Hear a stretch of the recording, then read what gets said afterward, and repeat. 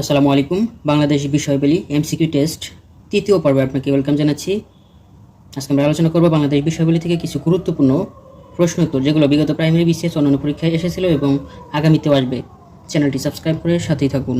বাংলাদেশের প্রধান অর্থকরী ফসল হচ্ছে পাট। পাটের রহস্য কে উন্মোচন করেন? মাকসুদুল আলম। কোন জেলা তুলা চাষের জন্য বেশি উপযোগী? যশোর জেলা। বাংলাদেশে অর্গানিক চা উৎপাদন শুরু হয়েছে পঞ্চগড়ে। বাংলাদেশের সবচেয়ে বেশি চা বাগান আছে মৌলভীবাজার জেলায়। মূল্য পরিমাপে বাংলাদেশে কোন কৃষিপণ্য সবচেয়ে বেশি উৎপাদিত হয়? ধান। সর্বপ্রথমে যে উপসি ধান এদেশে চালু হয়ে এখনও বর্তমান রয়েছে সেটি হচ্ছে ইরি ৮। উত্তরাঞ্চলের মঙ্গার ধান বলে পরিচিত হচ্ছে বি-33। বাংলাদেশের কোন জেলায় সবচেয়ে বেশি চালকল রয়েছে? নওগাঁ জেলায়। বাংলাদেশের কোন জেলায় সবচেয়ে বেশি পাট উৎপন্ন হয়? ফরিদপুরে পাট বেশি উৎপন্ন হয়। বাংলাদেশের প্রথম চায়ের চাষ আরম্ভ করে সিলেটের মালনিছড়াতে। ইরাটম কি? ইরাটম হচ্ছে উন্নত জাতের ধানের নাম। ভিডিওটি ভালো লাগলে অবশ্যই একটি লাইক দিবেন, চ্যানেলটি সাবস্ক্রাইব করবেন। যারা ফেসবুক থেকে দেখছেন ফেসবুক পেজটি ফলো দেবেন। ব্রিসাইল কি? ব্রিসাইল হচ্ছে উন্নত জাতের ধানের নাম। ড্রাম হেড হচ্ছে উন্নত জাতের বাঁধাকপির নাম। টাকার হিসাবে বাংলাদেশের সবচেয়ে বেশি রপ্তানি করে যুক্তরাষ্ট্রে।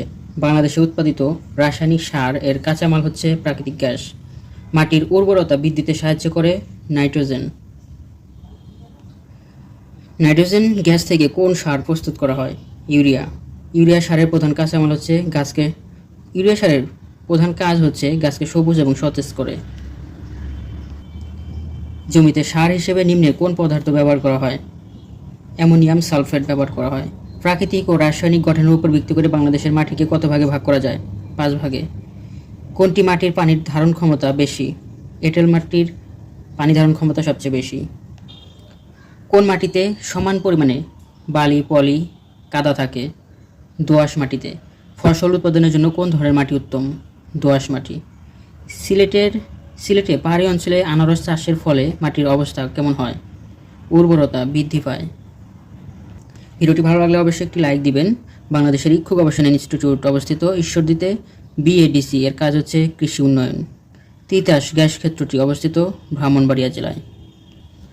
বাংলাদেশের প্রধান খনিজ সম্পদ প্রাকৃতিক গ্যাস। বাখরাবাদ গ্যাস ক্ষেত্রটি অবস্থিত কুমিল্লায়। বাংলাদেশের সর্বপ্রথম প্রাকৃতিক গ্যাস ক্ষেত্রটি আবিষ্কৃত হয় সিলেটের হরিপুরে 1955 সালে এবং গ্যাস উত্তোলন শুরু হয় 1957 সালে।